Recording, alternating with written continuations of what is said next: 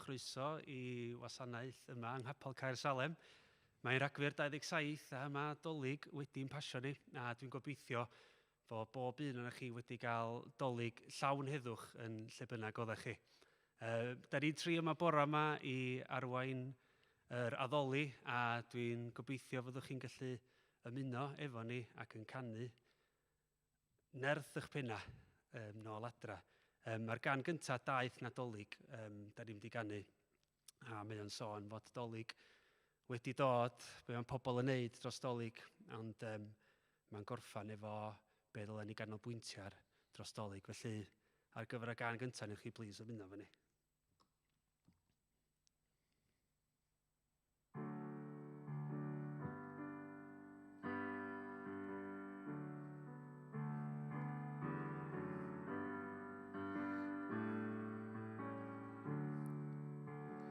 Daeth Nadolig fel arferol, mewn tawelwch mae y byd, wrth i ni'n ei gofio'r stori am y baban yn ei gryd.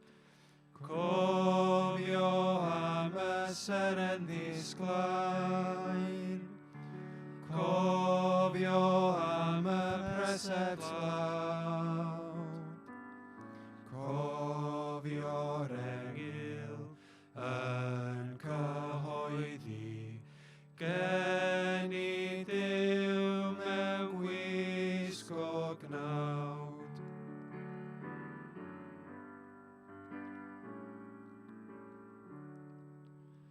Daeth Nadolig fel arferol, ac mae miwsig ym man, miwsig rhai yn mynd i blygau, miwsig beraidd glychau'r llan, rhaid i ni'n ei gyda'r doethion, a'r bugeiliau digartrem,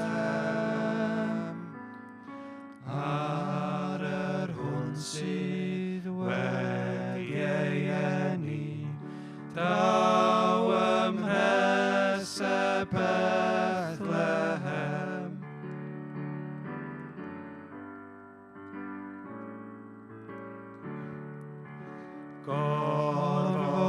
Gorfoleddwn am olianwn, ganwyd ceidwad mawr y byd, cyfaill bechaduriaid mawrion, ydyw Iesu Grist o hyd. Brenin heddwch ydyw Iesu, a thangnefedd ar ei wedd. Dyma frenin y brenhinoedd, ddysgodd i ni gaddu'r cledd.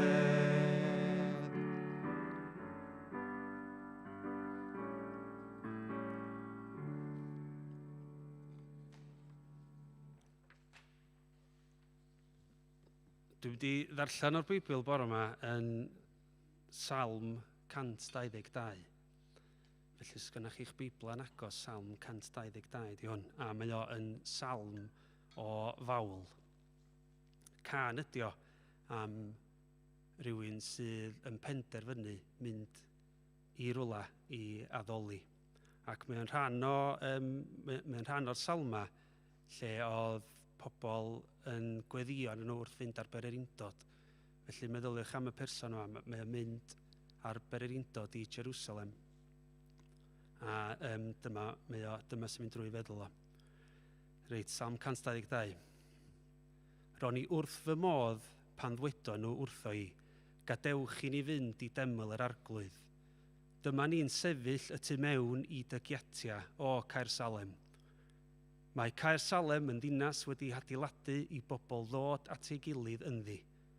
Mae'r llwytha'n mynd ar berer undod iddi, ie, llwytha'r arglwydd.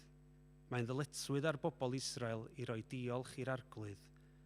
Dyma lle mae'r llysoedd barn yn eistedd, llysoedd barn Llywodraeth Dafydd. Gweddiwch am heddwch i Jerusalem. Boed i'r rhai sy'n dygaru di lwyddo, boed heddwch y tu mewn i dywalia, a diogelwch o fewn dy geira. Mwyn fy mhobol a'm ffrindiau dwi'n gweddio am heddwch i ti.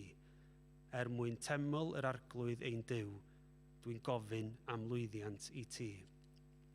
A jyst y rhan gyntaf na sefyll allan yn y salm yna i fi, lle mae'n deud o'n i wrth fy modd pan ddwedon nhw wrthai, gadewch i ni fynd i deml yr arglwydd. Dyma ni'n sefyll y tu mewn y dygiatia o Jerusalem. Felly lle bynnag, da chi bore yma, da chi'n gorfod dod yma i Caer Salem i addoli. Diolch Iesu Grist, da chi'n gallu neud o lle bynnag ydych chi. Reit, da ni'n mynd i symud ymlaen i'r ail gân wan ar gyfer heddiw bore.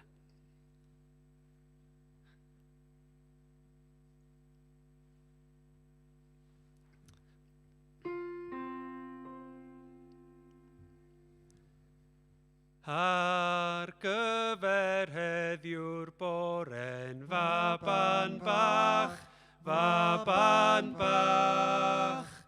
y ganwyd gwreiddyn Jessen faban bach, y cadarn ddaeth o Bosra, y deddfwr gynta'r Seina,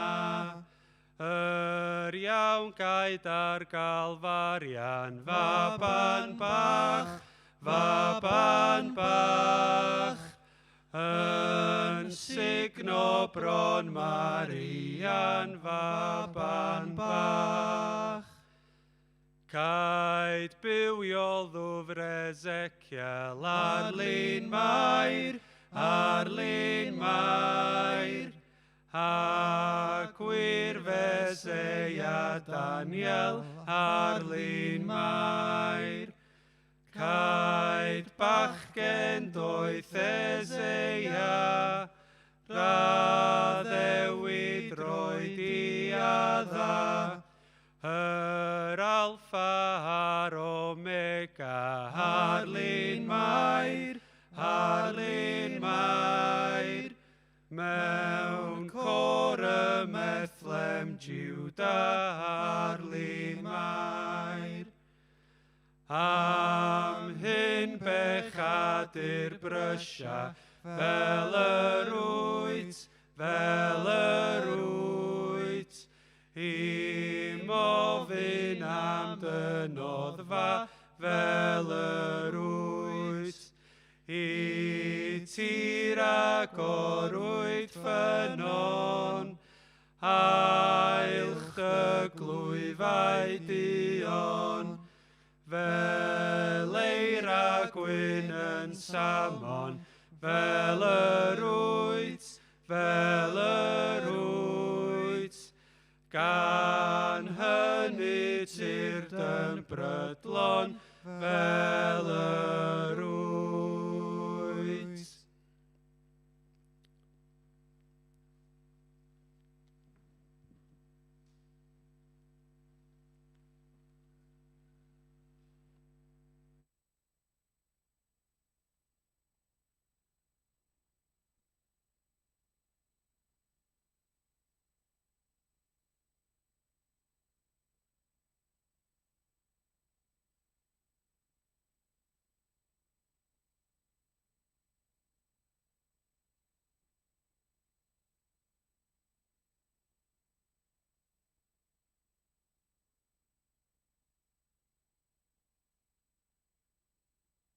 Pob dim yn mynd yn ffain nes i fi anfon troi'r speaker ymlaen. There we are. Nawn ni ddechrau eto. So, diolch yn fawr i'r hogiau a y boi band. Dwi'n meddwl bod Tristan ddigon ifanc i fod mewn boi band, wyt ti? Just. Okay. And lots o negeseuon yn arbennig o hoff o'r garol Blygain ddiwetha. A wrth gwrs y Blygain yn un o'n traddodiadau nadolig ni. A mae'r Nadolig wedi bod yn wahanol iawn eleni. Gobeithio bod chi gyd wedi cadw'n saff.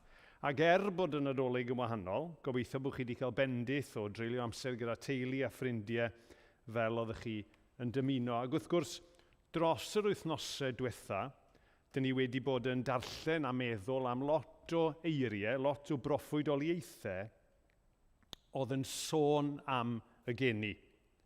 A ddewidion gan Dduw am yr hyn oedd eisiau gwneud yn y byd. A mae'r cyfan yn dod i'w ben yn nyfodiad Iesu Grist. A mae rhaid ni gofio hynny, mae addewidion Duw i gyd yn dod i'w pen yn Iesu Grist. Yn yr ail llythyr at y Corinthiaid, pennod 1, adnod 20, mae Paul yn deud hyn. Fe ydy'r un sy'n dod â'r cwbl mae Duw wedi ei addo yn wir. Dyna pam dyn ni'n dweud amen, sef ie wir, wrth addoli Duw, o achos y cwbl wnaeth e. A heddiw, dyn ni'n mynd i gychwyn efo y neges yna o'r Nadolig bod Iesu Grist wedi dod, ond dyn ni eisiau mynd yn ddyfnach heddiw ac yn bellach i edrych ar un o'r pethau o leia a ddysgodd Iesu Grist ei hun ynglyn â'i ddyfodiadau. A i wneud hynny, dyn ni'n troi at yr Efengyl yn ôl Ioan, a dwi eisiau darllen Ioan 10, adnodau 7 i 10. I ni wrando ar air Duw. Felly dwedodd Iesu eto, credwch chi fi ydy'r giat i'r defaid fynd drwyddi. Lladron yn dwyn oedd pob un ddaeth o mlaen ni. Wnaeth y defaid ddim gwrando arnyn nhw. Fi ydy'r giat. Bydd y rhai sy'n mynd i mewn trwy fi yn saff. Byddan nhw'n mynd i mewn ac allan ac yn dod o hyd i borfa. Mae'r lleidyr yn dod gyda'r bwriad o ddwyn a lladd a dinistrio. Dwi wedi rhoi bywyd i bobl a hwnnw yn fywyd ar ei orau. A heddiw, dyn ni'n mynd i edrych ar y cymal ola yn y darlleniad yna. Geiriau Iesu. Dwi wedi dod i roi bywyd i bobl a hwnnw yn fywyd ar ei orau. So mae Iesu, y babi yma, dyn ni wedi bod yn canu a cofio amdano fe yn yr wythnosau diwetha, wedi tyfu fyny nawr ac mae'n siarad ac mae'n deud bod yn ystyr llawnach a dyfnach i'r geni hynny. Mae'r Beibl ac yn benodol bywyd Iesu Grist ei hun yn ateb y cwestiwn pam? Wel, pam daeth e? Be oedd pwrpas dyfnach dyfodiad Iesu Grist? A mae'r Beibl mewn gwirionedd yn llawn o atebion i'r cwestiwn hynny. A rhan o'r cyffro o fyw yn dilyn Iesu Grist, o fod yn un o'i ddisgyblion ydy dysgu a darganfod ac ail ddarganfod yr atebion i hynny, a wedyn ni'n cael y fraint o fyw yng ngoleuni'r atebion yna, dyn ni'n effindio nhw. A mae'r adnod yna, dyn ni'n edrych arno bore yma, yn rhoi jyst un ateb i'r cwestiwn hynny. Mae Iesu, y babi, wedi tyfu fyny yn deud ei fod wedi dod i gynnig bywyd cyflawn. A dyn ni'n mynd i edrych bore yma ar beth mae hynna yn golygu. Be mae Iesu'n golygu pan mae'n sôn am fywyd ar ei orau neu fywyd yn ei holl gyflawnder. Ac mwyn gwneud hynny, dyn ni am edrych ar 3 phwynt. Pwynt cyntaf. Mae yna obaith yn fan hyn am fywyd sy'n fwy na bywyd y tu hwnt i farwolaeth. Yn ail, dyn ni'n mynd i edrych ar beth ydy y bywyd hynna a be di e ddim. Ac yn ola, dyn ni am edrych ar y ffaith fod Iesu Grist yn cynnig bywyd ar ei orau nawr. Felly y pwynt cyntaf yna. Mae'n obaith am fywyd sydd yn fwy na bywyd y tu hwnt i marwolaeth. Mae gobaith yn beth rhyfedd, yn dydi? Mae'n medru bod yn beth positif iawn, yn cynnig gobaith mewn sefyllfa anodd. Cynnig rhywbeth i rywun mewn tywyllwch, ond weithiau mae'n medru brifo. Yn arbennig pan di rhywbeth ddim yn mynd yn dda iawn. Un darlun byw iawn o hynna yn ein cyfnod ni, ydy os ydych chi'n cefnogi tîm pêl-droed. Okay? Mae yna amrywiaeth o dîmau pêl-droed mae pobl yn cefnogi. A chymod, maen nhw'n dweud, it's the hope that kills you. Ar ddechrau tymor, mae pawb yn obeithiol. Pawb yn gobeithio bod eu tîm nhw'n mynd i wneud yn gret. Ond wedyn mae gen i Arsenal fans sy'n gwneud gwynebau yn y cefndir yma'n hyn. OK, wnaethoch chi ennill neithiwr, ond mae wedi bod yn dymor diflas. A maen nhw'n dweud, it's the hope that kills you. A hynna, pan mae yna obaith sydd yn siomi.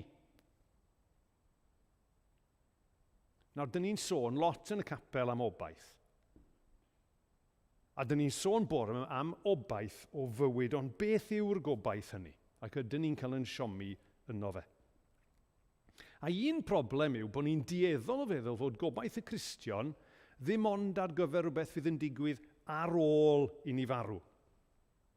A mae'n bwynt pwysig, achos, chmod, ni gyd yn mynd i farw ar rhyw bwynt.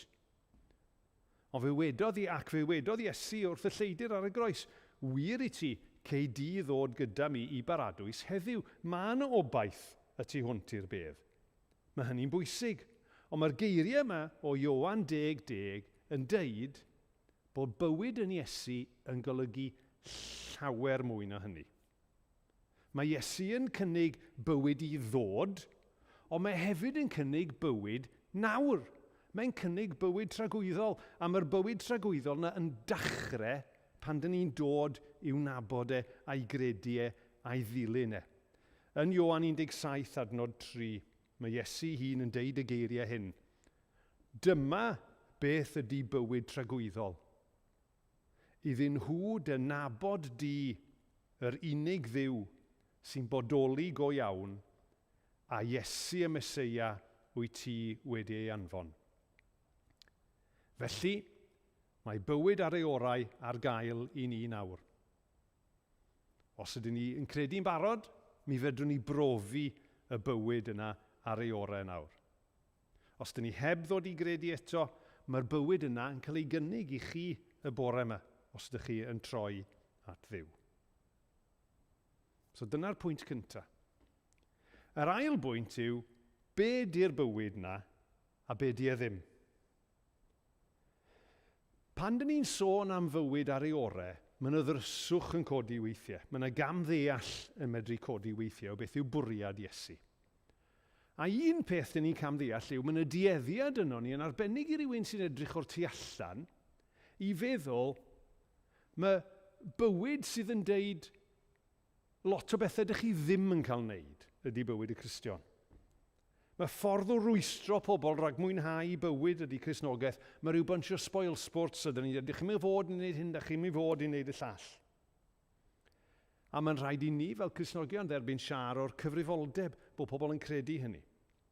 Mae gynnon ni trac record o ddeud bod byw fel Cristion yn golygu peidio gwneud pethau yn hytrach na y pethau dyn ni yn gwneud.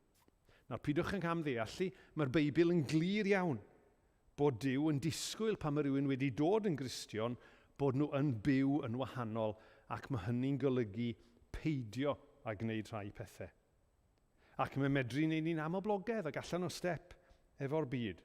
Ond, nid i ddod i roi set o reolau i ni ei dilyn nath Iesu Grist, ond dod i gynnig bywyd ar ei orau, yn ei nerth ef, sy'n yn galluogi ni i fyw yn wahanol ac yn well. Ond mae yna ffordd arall weithiau dyn ni'n drysu be di'r bywyd yma mae Iesu yn cynnig i ni. Dyn ni weithiau yn drysu ac yn disgwyl a bydd bywyd gyda Iesu yn fywyd heb broblemau. A bod bywyd gyda Iesu, bywyd ar ei orau, bod ni'n ei ddeall yn hermau beth sydd gynno ni, yn harian ni, yn heiddo ni, yn llwyddiant ni. A mae rhai yn dysgu bod dod at Dduw yn golygu bywyd hawdd lle dyn ni'n llwyddo yn faterol. Ond nid dyna beth mae Iesu yn deud.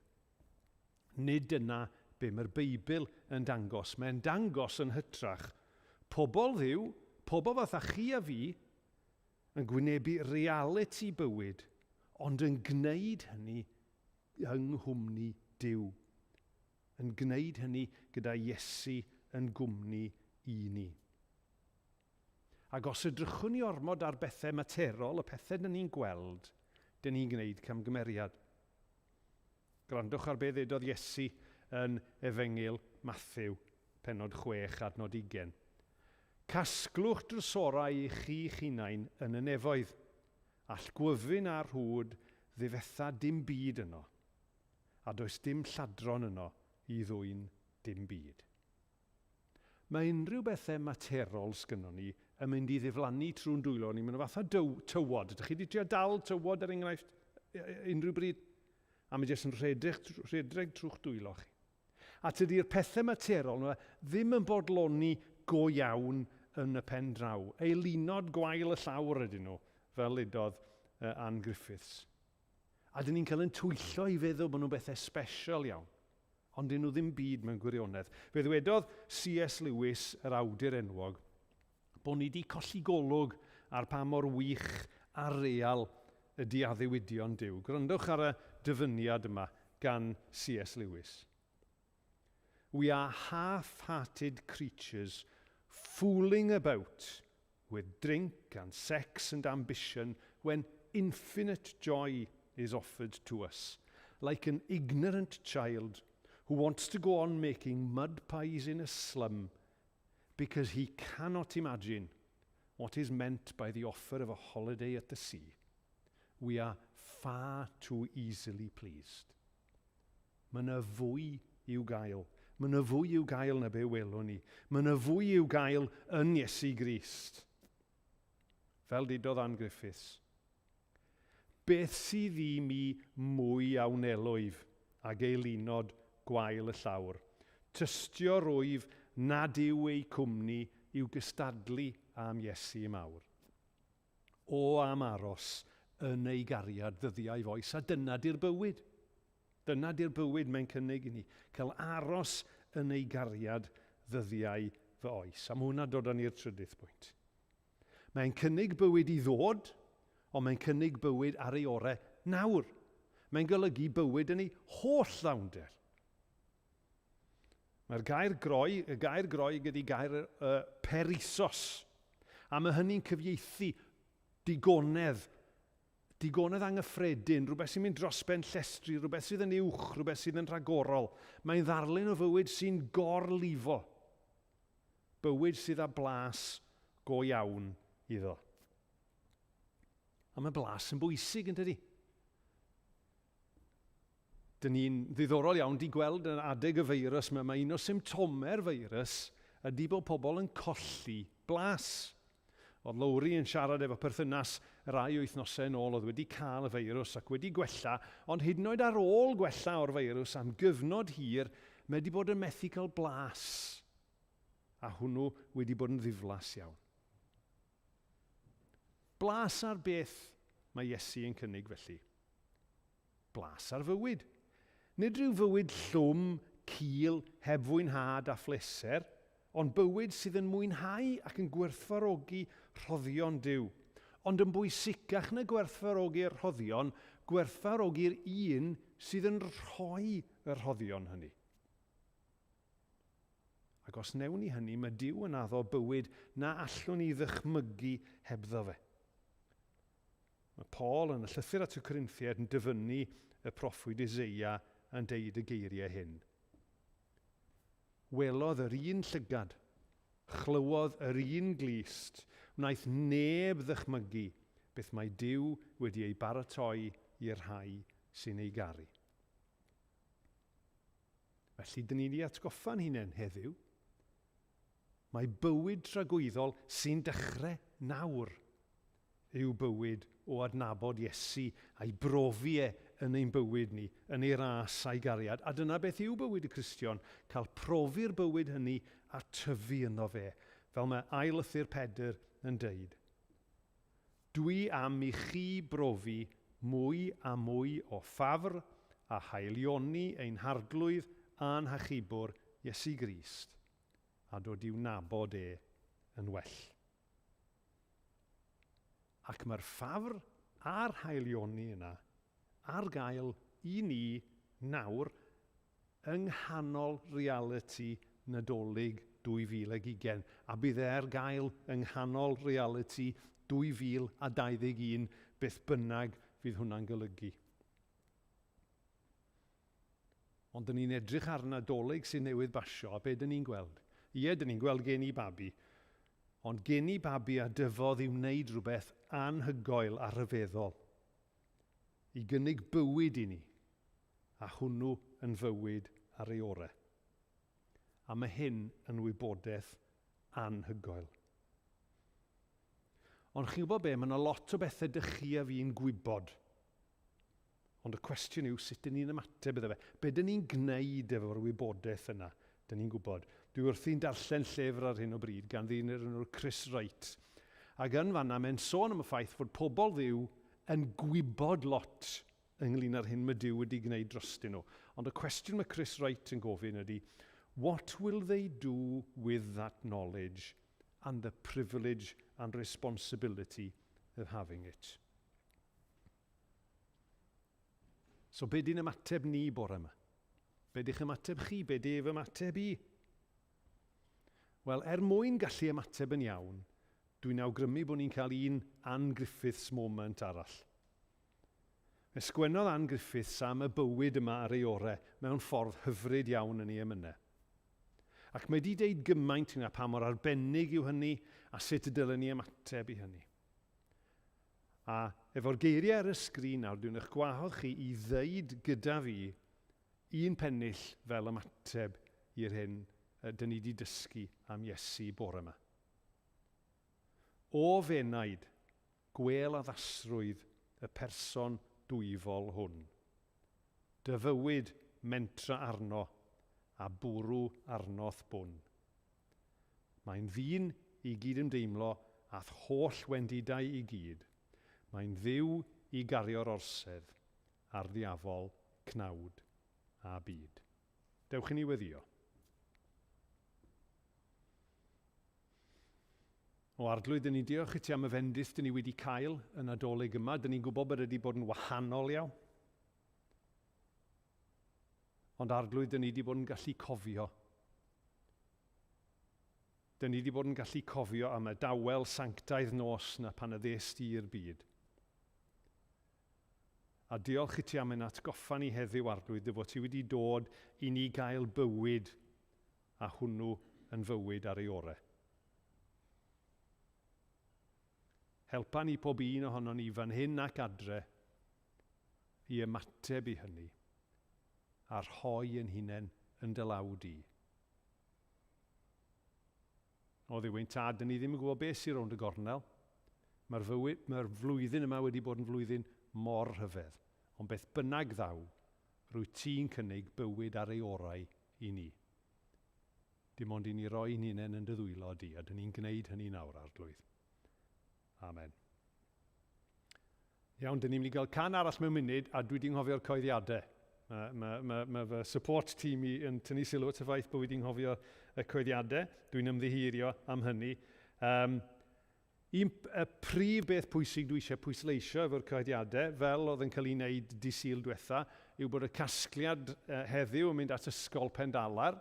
So, dyn ni am gadw'r casgliad yna ar agor am chydig o ddyddiau, a fydd y check yn mynd yn y flwyddyn newydd, ond please rowch at waith ysgol Pendalar. Maen nhw'n gwneud gwaith mor arbennig yn yn hardal ni, so fydd y pres yn mynd yn y flwyddyn nesaf.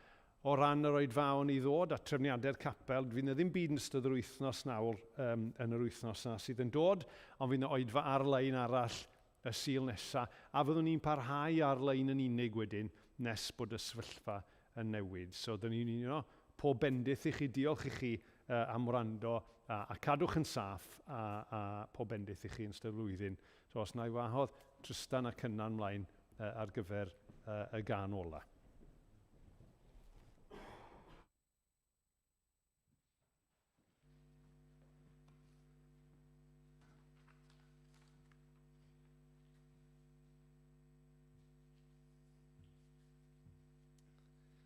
Diolch yn fawr Arwel, a diolch am dy bregath di. Reit, gan ola di dawel nos.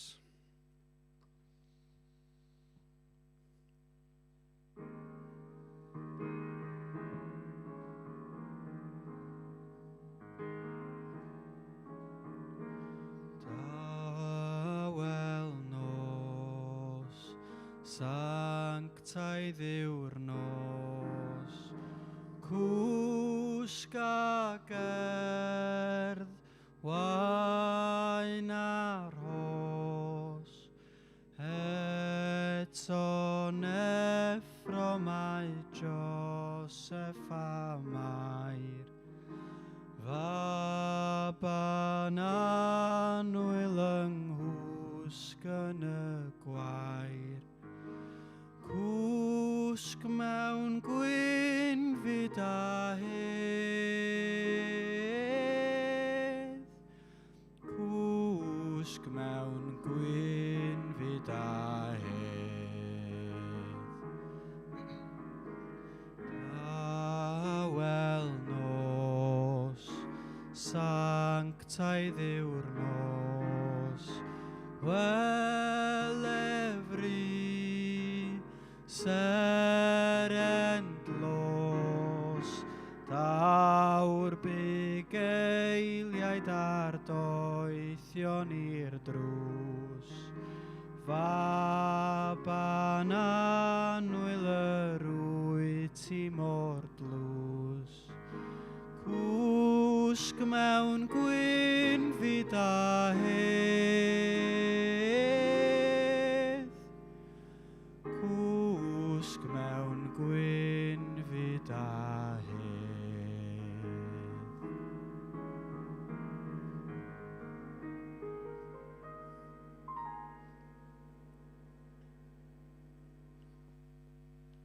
Gawn ni gydadrodd y gras i'n gilydd. Gras ein harglwydd Iesu Grist, a chariad Duw, a chymdeithas yr ysbryd glân, a fo gyda ni oll, o'r awr hon, hyd byth.